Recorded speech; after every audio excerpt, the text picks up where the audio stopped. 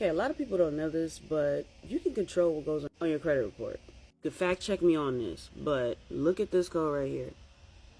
If you go to right here, the opt-out section, section B says that the consumer is given opportunity before the time that such information is initially disclosed to direct that such information not be disclosed to such third party. That means you have the right for that information not to be on your credit report. And C says the consumer is given an explanation of how the consumer can exercise that non-disclosure option. When you sign a dotted line on a contract with corporations, just usually do the first one.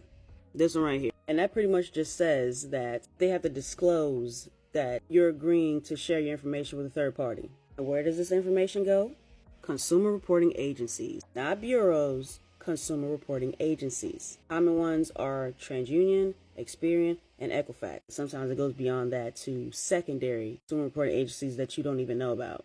Again, fact check me, but here's the code that says that these are consumer reporting agencies, not bureaus, and that they have assumed a vital role in assembling and evaluating consumer credit and other information on consumers. What that means is if they're going to report this information, it has to be accurate. So if you were to look on your credit report for an account that you really don't want on there because it's negatively impacting your score, you can look for inaccuracies.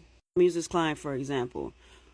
You see right here, account status is closed, open, closed. It's a perfect example of inaccuracy. That can be disputed and taken off a credit report. It's violation. If you want more information on this, make sure you like and follow.